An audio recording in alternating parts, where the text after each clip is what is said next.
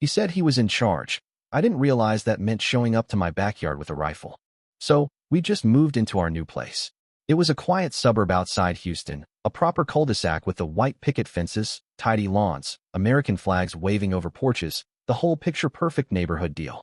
My wife and I had been living in a noisy part of the city for years, and this was supposed to be our finally breathing phase. You know, birds chirping, friendly barbecues, waving at your neighbor while walking the dog. That kind of thing. And on the surface, yeah, that's exactly what we got. Neighbors were smiling. People brought over cookies. A couple even introduced themselves with wine and homemade banana bread. It was almost like stepping into a TV commercial. Except there was one guy who didn't come say hello. Actually, no one talked about him unless we asked. And even then, they'd just kind of chuckle nervously and say something like, "Oh, you'll figure him out soon enough." His name was Trevor. I found that out on day one, actually. Not because he introduced himself like everyone else, but because he stopped me. Literally. I was halfway through moving a box of books into the garage when he stepped right up to the driveway like he owned it. He was about 6 feet 1 inch, broad shoulders, early 40s, had that weathered, sun-dried look like he'd been driving with the windows down for 20 years. His face looked like it could have belonged to a stunt double in Top Gun, and he had this rigid, straight-back stance like he was still on patrol in Fallujah. He wore a red trucker cap, sunglasses that covered half his face, and a t-shirt that said, "Don't tread on me," above an eagle holding an AR-15. Behind him was a silver Dodge Ram with oversized wheels, a huge American flag flapping behind the tailgate, and a bumper sticker that read, "We don't dial 911. Before I could even say hello, he looked me dead in the eye and said, "I'm the boss here. If something's wrong, you come to me." Got it. He said it with a polite enough voice. Calm. Almost friendly. But his mouth didn't smile when he spoke. His jaw clenched, and his eyes. I don't even know how to explain it. They didn't look at me. They looked through me, like I was being weighed, measured, and maybe already found lacking. So I laughed. I thought it was a joke. Gave him a half smile and said something stupid like, "You running for mayor or something?" He didn't laugh. Didn't even twitch. "I don't do politics," he said. "I do order. This neighborhood stays clean because I keep it that way. You understand." And then he just turned around and walked off like that was the end of it. No handshake. No name introduction. Just dropped that little warning like a grenade and left me standing there holding a box of Stephen King paperbacks, wondering if I'd just moved into a suburban cult or something. Later that evening, I asked my next-door neighbor, Mark, mid-50s, glasses, balding accountant type, if Trevor was always like that. Mark just gave me a look and said, "Just don't mess with his trash schedule. And don't let your dog poop on his lawn. You'll be fine." I thought maybe he was joking too. I would find out soon enough that he wasn't. The trash thing? Apparently Trevor had decided, at some point, that the entire cul-de-sac would use his brand of trash cans, not the ones from the city, but a specific model he'd bulk ordered and loaned to each house. They were a little taller, had thicker wheels, and all of them had TC spray painted on the side in big white letters. I figured it stood for Trevor Carter.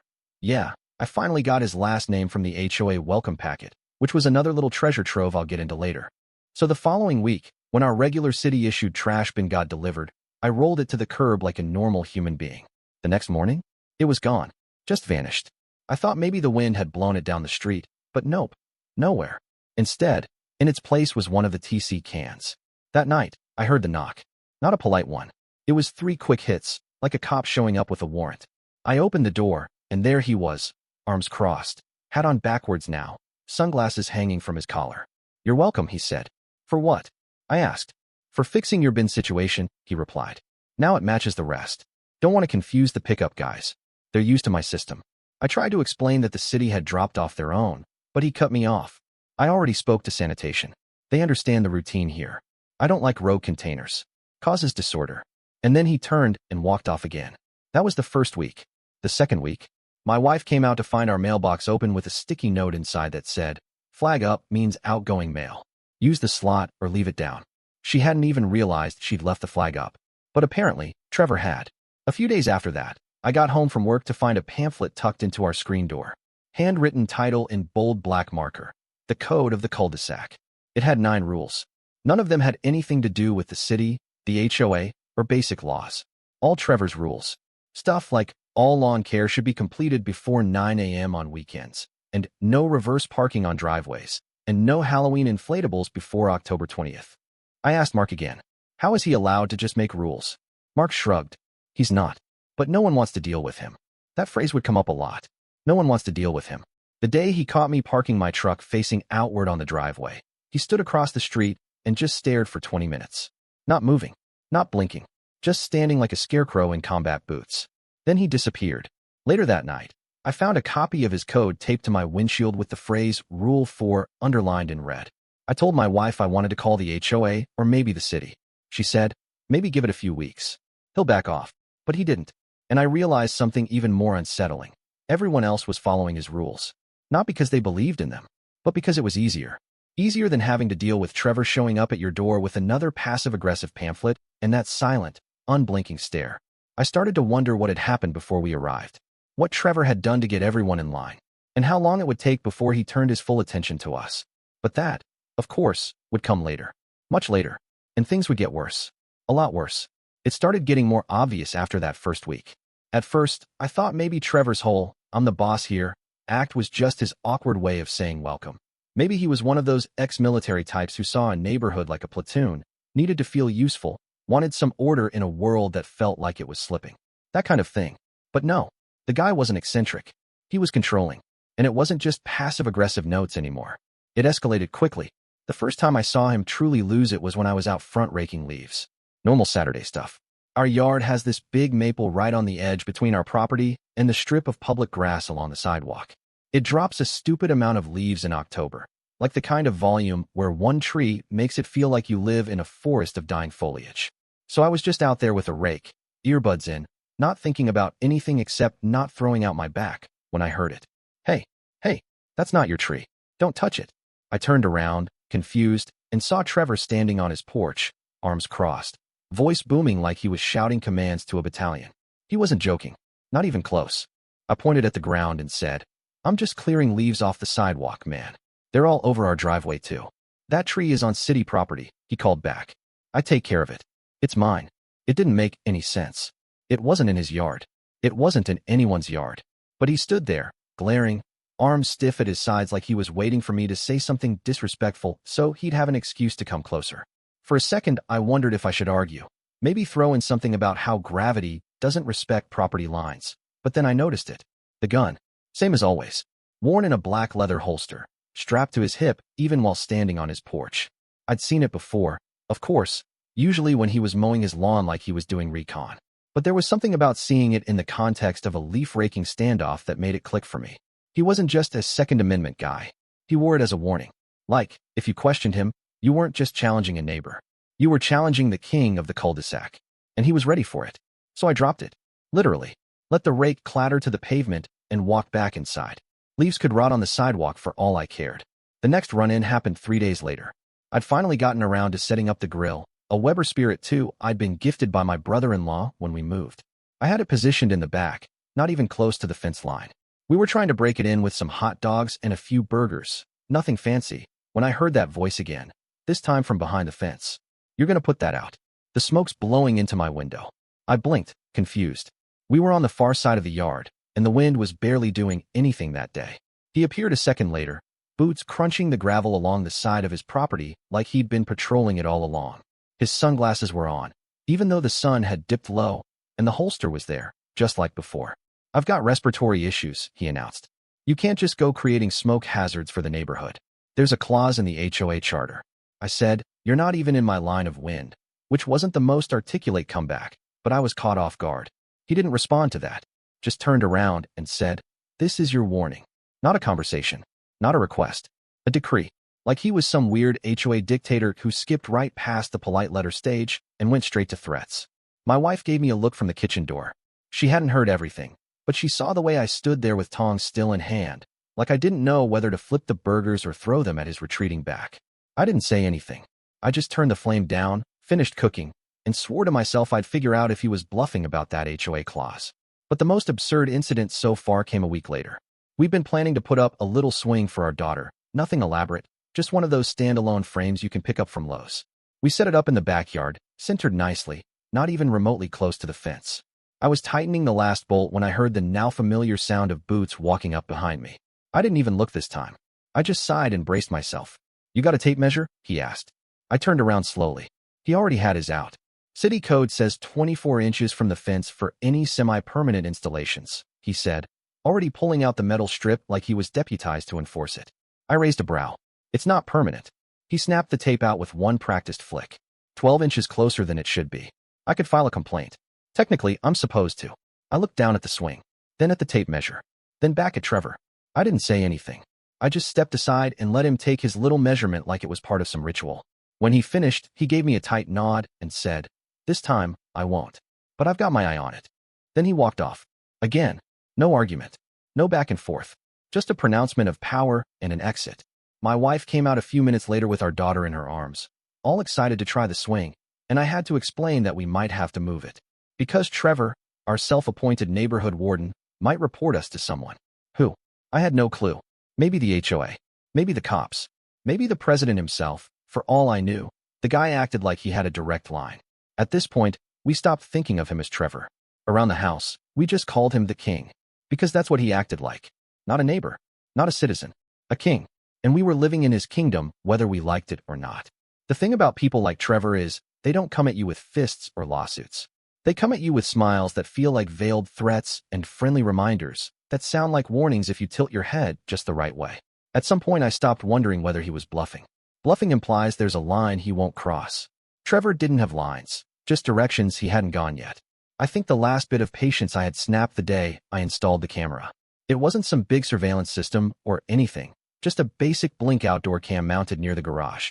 We'd had 1-2 mini package thefts in our old neighborhood, and even though this place seemed safer, I didn't see the harm in having a little extra peace of mind. Plus, part of me wanted to know who kept putting folded copies of Trevor's cul-de-sac code on our windshield. I never saw who did it, but they showed up like clockwork every few weeks. Anyway, I installed it in the evening, tested it with the app, went inside. The next morning, I opened the front door to grab the paper and nearly stepped on it. A note, folded in half, wedged under the welcome mat just enough to avoid being seen from the street. Plain white paper, blue ink, blocky handwriting like someone who presses hard when they write. "I see you're watching. Hope I don't see you breaking the rules." That was it. No signature. No return address. Just that short little sentence that made my skin crawl in a way I hadn't felt since middle school when I got cornered in a locker room by 3 older kids and told not to snitch. I looked up at the camera, then across the street. Trevor's curtains were drawn like always, but I knew. I just knew. Later that afternoon, I saw him walking to his mailbox, slow and deliberate like every movement he made had been practiced 100 times. I was grabbing mine too, trying to play it cool, when he looked over and said, "It's a good thing you haven't messed up yet." He smiled. Not a full one. Just a tight pull at the corner of his mouth, like he wasn't used to showing teeth. Then he tapped the side of his leg. "The holster. Because I'm always ready." Then he turned and walked back toward his porch like nothing had happened. He said it so casually, I almost convinced myself it wasn't a threat. Almost. Except my hands were shaking so bad I could barely get the mail out of the box, and I had to reread the electric bill 3 times before the numbers stopped swimming. I wasn't scared of the man exactly. I was scared of how normal it was starting to feel to live under his shadow. Like I was adjusting to it. Like this was just life now. It wasn't just us. I started picking up on things from the other neighbors. Small stuff at first. A quiet apology from Mark when his dog barked past 9 p.m., followed by a muttered, "Trevor doesn't like noise." A weird comment from Diana across the way when I waved at her during yard work, and she just said, "Best not to linger too long out front." He starts asking questions. And then one night, I had a real conversation with Tony, the guy 2 doors down. He was a mechanic, mid-40s, always working on some beat-up Jeep in his driveway. He saw me struggling to carry in some bags from the hardware store and offered to help. I don't know why, but I asked him if Trevor had always been like this. XXX. Tony laughed, but it wasn't a happy laugh. More like someone blowing air through their teeth just to keep from screaming. "Man," he said, "you're still new here. You ever hear about what happened to the guy who used to live in your house?" I shook my head. "Of course you didn't," he said. "Nobody talks about it. But let's just say he tried to push back. Said Trevor was harassing people. Made a couple phone calls to the HOA. Next week, one of his tires got a nail through the sidewall. The week after that, a couple of his power tools went missing from his shed. No signs of forced entry. Nothing reported stolen. But I know the guy. He didn't lose things. He moved out 2 months later." Tony glanced over his shoulder before he continued. "Happened to me once too. I made a joke. Just a joke. Said something about Trevor being the hall monitor from hell. 2 days later, someone, not saying who, poured a cup of bleach on my grass right near the curb. Killed a perfect square. HOA fined me for it. When I brought it up to Trevor, you know what he said? He said, 'Sometimes the lawn needs correction. Keeps the rest of the yard in line.' He looked at me for a long second and then said, "You think he's got the guts to pull the trigger? Maybe, maybe not. But I know for sure he's got the patience to wear you down." After that, I started noticing things more carefully, like how Trevor always walked his perimeter at exactly the same times each day. Morning patrol at 7:15, evening round at 6:45. How he never made small talk, never asked about the weather or said hi to kids. He just watched, assessed, logged everything, and everyone let him. Even the HOA wouldn't touch him. I found out at a community meeting. I tried to ask about unauthorized notes and code enforcement, and they just smiled tightly and changed the subject. One of the board members, a lady named June with a beehive hairdo and a cardigan in the middle of summer, pulled me aside afterward and said, "We all have our quirks, Mr. Henderson. Best to let sleeping dogs lie." But this wasn't a sleeping dog. This was a man who carried a weapon while mowing the lawn, who left cryptic warnings disguised as neighborly concern, and who clearly had no issue crossing lines most people would hesitate to even approach. And still, somehow, I felt like I was the one overreacting. That was the worst part. The gaslighting, not from him, but from everyone else who let it keep going. Like we'd all decided, as a group, that it was easier to let him rule than deal with the noise of pushing back. Like it was worth it for the quiet, for the clean lawns, for the safety. But I'd seen this before. Different setting, different stakes. Growing up, my uncle had a neighbor like Trevor. Guy started small, noise complaints, parking rules, and ended up filing injunctions and slashing tires. Nobody stopped him until he finally crossed the wrong person. That took years. I wasn't planning on waiting years. But I also wasn't sure how much longer I could play this game before I broke one of his invisible rules and ended up with a correction of my own. It had been almost a full month since the surveillance note, and I was exhausted. Mentally, emotionally, spiritually, all of it. Living under Trevor's silent rule was like living under a storm cloud that never rained, just hovered, always ready. Every time I walked outside, I felt like I had to mentally rehearse my body language. Don't linger. Don't move too fast. Don't touch anything that might be his. But despite all of that, my wife and I figured we needed to do something to feel normal again, to remind ourselves why we moved here in the first place. So we decided to host a barbecue. It started out great. We printed out simple invitations, nothing too formal. Just backyard barbecue, burgers, dogs, bring your own drinks, typed up on a half sheet of paper. We dropped them off to 10 or so neighbors up and down the street, including the ones we barely knew. People seemed genuinely excited. Even Mark, who always looked like he was one errant leaf away from a heart attack, smiled when we mentioned it. "Been a long time since someone did something like this," he said, patting my shoulder like I'd just reintroduced them to joy. Of course, we didn't invite Trevor. Not because we were trying to provoke him, but because we knew what would happen. Or at least we thought we did. The afternoon came, and for the first 2 hours, it was perfect. Kids ran around the backyard chasing bubbles. My wife had strung up those soft yellow patio lights, the ones that make everything feel a little magical. Someone brought a speaker and hooked up a playlist, all mellow classic rock and upbeat country. People actually laughed, like full belly, loosened up laughing that I hadn't heard from anyone on this street since we moved in. Even the teenagers were out of their caves. Someone brought coleslaw in a giant mason jar, and one guy I'd never talked to before handed me a beer and said, "Thanks for reminding us we're neighbors and not just survivors." And then, right around dusk, just as I was flipping the second round of burgers, I heard boots on gravel. I didn't even need to turn around. He came in from the street like he was surveying a hostile zone. Aviator sunglasses still on, even though the sun was nearly gone. Olive green tactical pants, black button-down, and strapped across his chest, not slung casually but locked into place like it was part of his spine, was a rifle. Everyone stopped. Not dramatically, not instantly, but slowly, like a ripple of unease that spread from the grill outward. Conversations faded into murmur. The music was still playing, but it felt like it didn't belong anymore. Trevor walked up to the table with the drinks and hot dogs, nodded once like a drill sergeant doing roll call, and said, "This is not an authorized event." I didn't say anything. I didn't trust myself to. He looked directly at me, eyes unreadable under the sunglasses, and continued, "As the neighborhood coordinator, I'm supposed to be informed. Give consent for events like this." His voice was calm, measured, completely at odds with the fact that he was now placing his rifle down, not on the grass, not on the porch, but directly on the table next to the buns and mustard. He didn't drop it or slam it down. He just laid it there like someone placing their phone at dinner. "In case anyone forgets who's in charge here," he added, with a smile that made me feel like I was standing on a wire stretched over fire. Nobody moved. I could feel the tension in the air like static, like if someone so much as coughed too loud, it would all collapse. The children, God, I hadn't even noticed, had gone quiet. Two of them clung to their mother's legs, eyes locked on the weapon. Another little boy backed behind the lawn chair, peeking out like he was watching a bear on its hind legs. Finally, someone, I think it was the guy with the mason jar coleslaw, said, "Maybe this isn't the time for guns?" Trevor turned his head slowly and let out a low chuckle. Not fake, not friendly, just amused. "This is Texas, brother," he said, like that explained everything. And maybe it did.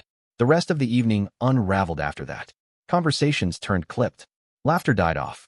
Plates were cleared with awkward speed. The music was turned down so low you could hear the insects louder than the radio. Nobody wanted to be the first to leave, but everyone was ready. Within half an hour, the backyard had emptied out like someone pulled the plug on a party that had started out with every intention of being normal. Trevor stayed until the end. Just stood there near the fence, arms crossed, watching like a hawk perched on a barbed wire pole. Then, as casually as he arrived, he picked up his rifle, gave me a nod, and said, "You're lucky. Could have been worse." I didn't ask what he meant. I didn't want to know. He left without another word. We didn't talk much after we cleaned up. My wife washed the dishes in silence while I packed up the grill and folded the lawn chairs like we were putting away evidence. She didn't say anything until we were almost done. "He did that for a reason," she said quietly. "To remind us." And she was right. It wasn't about the barbecue. It wasn't even about some made-up role like neighborhood coordinator. It was about showing everyone that even happiness had to pass through him first. That night, after the lights were out and the house was quiet, I looked through the camera footage on my phone. The clip was all there. Him walking in, rifle on his shoulder, everyone going still. But I didn't watch the whole thing. I already knew how it ended. The morning after the barbecue, I sat at the kitchen table staring at my phone, going over everything in my head like I was rehearsing for a trial. My wife was still upstairs with our daughter, and the silence in the house felt too clean, like the kind that comes after something ugly just barely got swept under the rug. I kept thinking about the rifle, the sound of his voice, the way every single neighbor's body language had changed the second Trevor entered the yard, how the laughter had disappeared like someone hit mute on the entire block. I opened the HOA website and filled out the complaint form. I kept it simple, clinical even. Described the event, attached the photo from our outdoor camera, the one where his rifle sat on the table right next to the ketchup bottle like it was part of the menu. I included brief written statements from Diana and Mark, who both agreed to say something so long as I didn't name them outright. Mark's was only 2 lines, but it was enough. The presence of a firearm made the event unsafe. Several children were visibly frightened. Diana's was even shorter. It was intimidation, not participation. I submitted it before I could overthink it. I figured it wouldn't fix anything, but I needed it on record. I needed something, anything, to start putting pressure on him. The next morning, there was a note on our porch. Folded neatly, wedged under the welcome mat again like some kind of calling card. The handwriting was unmistakable, same thick, heavy strokes that seemed carved into the page. "You made a mistake. This isn't New York." That was it. No name, no threats. But I didn't need either. I picked it up and held it for a long moment, just staring at those words. I hadn't told anyone I was originally from New York. Maybe it slipped in a conversation with Mark. Maybe Trevor had been digging. Maybe he just watched. Long enough. Closely enough. That afternoon, it got louder. The first shot cracked through the air while I was on a Zoom call with a client. It was muffled, like it was coming through some kind of suppressor, but still sharp enough that I flinched and lost track of what I was saying. Then another. Then 3 in a row. I muted my mic and walked to the window.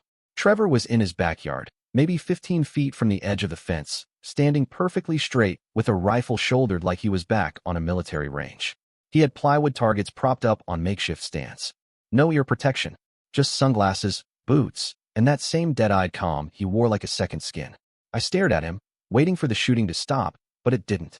Shot after shot, evenly spaced, like a metronome. The pattern was unsettling, not random, not casual. This wasn't plinking cans off a fence for fun. This was practice, repetition, discipline. I called the police. It felt ridiculous, even as I did it. I kept telling myself it wasn't about the gun, it was about the message. This wasn't just a guy enjoying his Second Amendment rights. This was a guy who knew exactly what he was doing, who knew how far he could go before it was technically illegal. The dispatcher transferred me to a local officer, and I explained everything.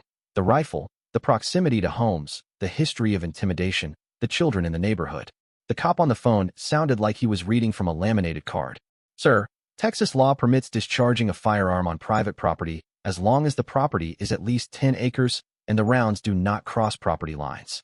If he's using a suppressor and shooting into a safe backstop, it's within his rights."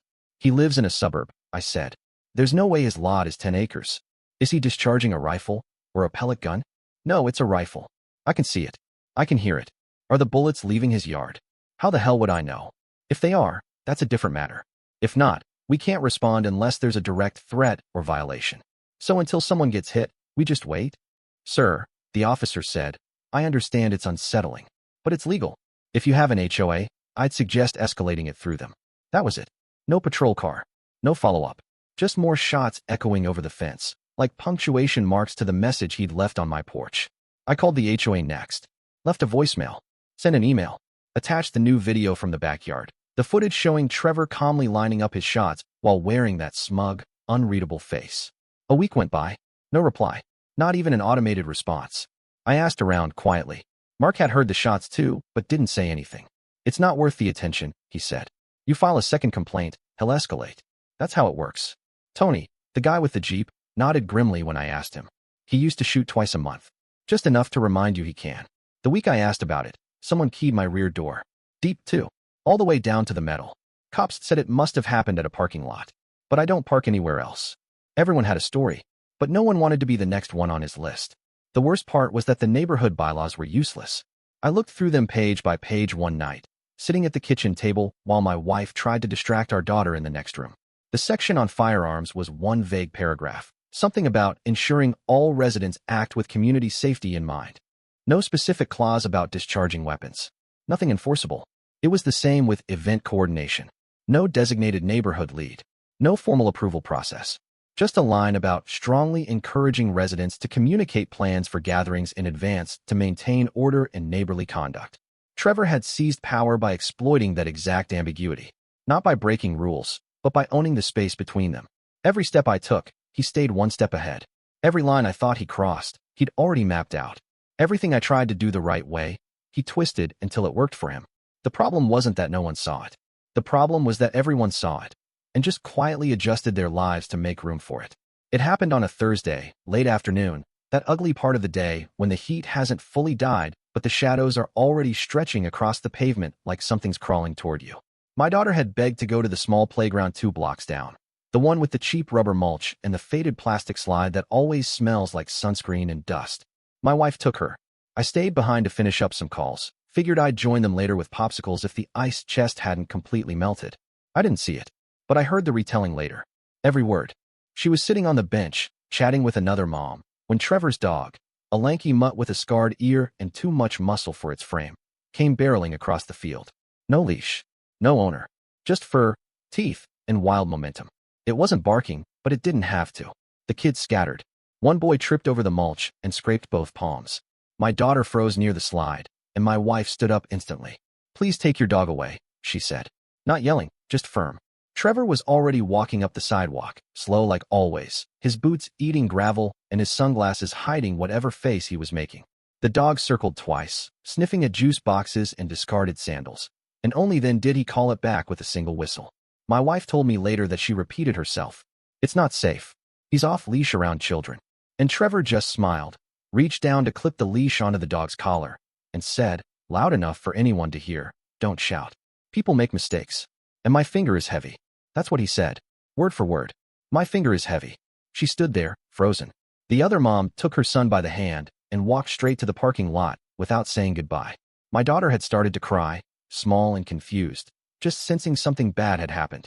My wife told me she didn't even know how she made it home. Just that her heart didn't slow down until well after the front door was locked. But Trevor wasn't done. Later that night, just as the sun was finally dipping behind the rooftops and the cicadas were switching shifts with the crickets, he walked the block again. Same boots, same belt, same side-holstered pistol he always wore like it was a birthmark. Mark, the accountant from next door, was outside fixing his sprinkler head. Tony was checking something under the Jeep. And there, standing a few feet away on his porch, arms crossed, was Leo. Leo was newish. Maybe 6 months in the neighborhood. Retired police officer, had that coiled, watchful energy that never fully goes away even after the badge comes off. I'd barely spoken to him before that week, but I would owe him for what he did next. He saw the whole thing. He was walking his beagle toward the park when Trevor made the heavy finger comment. And he didn't just hear it. He stopped, watched, waited, saw the dog, saw the kids, saw my wife standing there, doing nothing wrong. So that night, Leo came to our door. And for the first time in months, I saw something that looked like real anger. Not fear, not anxiety, not resignation, but actual, righteous fury in someone's eyes. He didn't say much. Just, we need to file. Tonight. Together. And we did. 3 of us, Leo, Mark, and me, sat in my living room and typed it out. Clear, direct, factual. Not emotional, not dramatized. We included the quote, the location, the presence of children. Leo added a paragraph of his own, citing specific laws about public safety and implied threats. He signed his name at the bottom in full, bold letters. That same night, we sent it to the HOA board and copied the local precinct. It wasn't a formal charge, but it was enough to make noise. To make it clear we weren't going to pretend this was just a neighborhood spat anymore. And just like clockwork, Trevor answered. Not with notes this time. Not with cryptic messages or thinly veiled references to New York. No, this time, he made sure everyone heard it. Around 10:30 that night, just when most porch lights were flicking off and houses were starting to dim behind curtains, he stepped out into his yard, walked slowly up the middle of his driveway, lit only by the yellow porch bulb overhead. And he said, loud and clear, to no one in particular, "You know, I'm a very light sleeper. If anyone comes in, I won't miss." Then he turned around and walked back inside. The silence afterward was worse than the words, because everyone heard it, and no one said a thing. No doors opened, no blinds shifted, no footsteps approached. Just the sound of Texas insects humming into the night, and a very long pause before someone, somewhere down the block, finally clicked their porch light off. The inspection came 2 weeks after the light sleeper comment, and by then the whole street had gone quiet.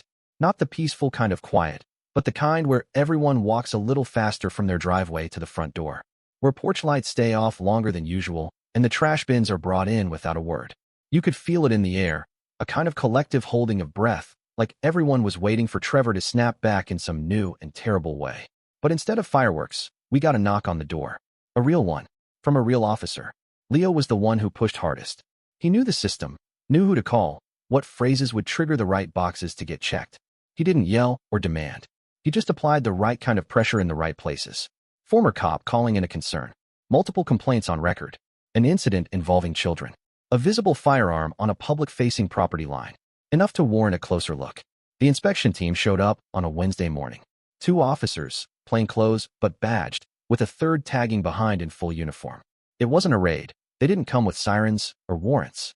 Just walked up the driveway like they were dropping off flyers. Calm. Measured. The way you move when you're poking a bear but still pretending it's a picnic. I watched from my kitchen window, barely breathing. Trevor answered the door like he'd been expecting them.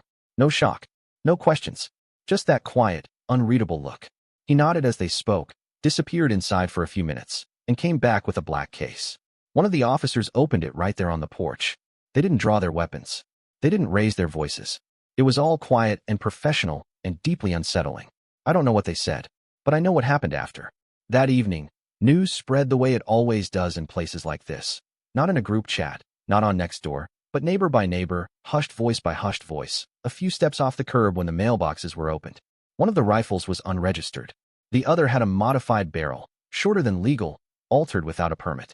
No full auto parts, no suppressor, but enough to flag the state's enforcement database. Leo explained it best. You can own a lot in Texas. But once you start changing pieces, they start changing how they look at you. Trevor didn't get arrested, but he got hit with 2 fines, not life-ruining, but not nothing either. And more importantly, they made him surrender his weapons. Temporarily, the officer had said, pending further review. They took them in a plain black government van that rolled in just before dark. No lights, no drama, just an end. And the silence afterward felt different. Not afraid this time. Not frozen. It was something else. Relief. For the first time since we moved in, I stepped outside and didn't instinctively scan for him. Didn't tense up at the sound of gravel crunching under boots. Didn't check for bulges under a shirt or metallic flashes near the waist. The next HOA meeting, held 2 nights later in that same overly beige community clubhouse, had standing room only. People who hadn't shown up in years came with printed copies of emails and folded notes they'd kept in drawers. One woman brought a screenshot of her Ring camera capturing Trevor standing at the edge of her lawn at midnight, just staring. Another man, someone I'd only ever seen watering his plants in silence, stood up and described, in detail, how Trevor once stood outside his child's birthday party with crossed arms and a gun on his belt, saying nothing for nearly 10 minutes before leaving. The board didn't defend him. Not this time. Too many complaints. Too many patterns. The president, An older woman who always wore pearls and acted like she was running for office in a town of 20 said, "The board has decided, effective immediately, that Mr. Carter is no longer in compliance with the expectations of community conduct. Formal review is pending, but enforcement is moving forward." It wasn't a victory lap. Nobody clapped. Nobody celebrated. But people exhaled. After the meeting, I lingered outside. Leo came up, hands in his jacket, the kind of guy who still stands like a beat cop even when he's just talking about the weather. "You did the right thing," he said. I looked at him. "I didn't do anything special." "You didn't flinch," he said. "That's special enough." And maybe he was right. Maybe the only way people like Trevor keep control is if everyone keeps pretending they don't see what's right in front of them. The next morning, Trevor's flag was still flying. His truck was still parked the same way it always was, diagonally, wheels turned like he was ready to peel out at a moment's notice. But the porch light stayed off. The door didn't open, and no notes appeared on any windshield. The king of the cul-de-sac hadn't left, but the crown had definitely fallen. He didn't leave. That's what surprised me most. For a while I thought he would. I thought once the weapons were gone, once the image cracked, once he stopped being able to walk around armed like a living warning sign, he'd vanish. Pack up the Dodge Ram, fold the flag, disappear down the interstate like he'd never been there in the first place. But he stayed, and that was worse. It was like watching a statue slowly erode in real time. Without the threats, without the notes, without the weight of the gun pressing against his hip like a badge, Trevor became just a guy. A middle-aged man in boots that suddenly looked too clean. A porch that stayed empty. A voice no one listened to anymore. He still did his rounds at first, but they were different. Not patrols. Just walks. Shorter, slower, no eye contact. He stopped speaking to people entirely. No more warnings. No more rules. The air around him used to feel tight, like stepping into a space pressurized by tension, but now people just stepped around him. No fear. Just absence. It's strange how quickly a presence can dissolve once nobody buys the illusion anymore. A few weeks after the inspection, a new family moved in down the street. Younger couple, toddler twins, dog that barked at its own reflection. They were setting up a bounce house for a birthday party, and I stopped by to lend a hand with the extension cord. We were talking about generators when the husband nodded toward a figure walking slowly past the mailbox cluster. "Is that the guy with the gun at the hot dog stand?" he asked, smirking. I nodded. He laughed. "Man, I saw that video. My buddy sent it to me before we moved. Told me I was headed into Waco 2.0. His wife chuckled behind him. Looks smaller in person. That's what Trevor had become. A punchline in a story new neighbors told before their kids' party. A reference. A meme. He walked past without looking up. No eye contact. No holster. No power. The street felt different after that. Not just safer, lighter. People talked more. Stayed outside longer. The next barbecue didn't feel like a dare. It felt like what it was supposed to be. Neighbors sharing potato salad under string lights without glancing over their shoulders every few minutes. One night, a few of us gathered on Leo's driveway for beers. Tony brought his Bluetooth speaker. Mark, of all people, laughed loud enough to make a dog bark 3 houses down. I saw Trevor's curtain move once. Just a flicker. But he didn't come out. He wouldn't. Because that was the truth of it. Even in Texas, even with a gun, you're not the sheriff if no one believes you. Authority's a story people agree to live inside. And once that story breaks, once the room stops listening, once the eyes stop watching, the throne isn't just empty. It doesn't exist anymore. The crown had fallen, and it wasn't coming back.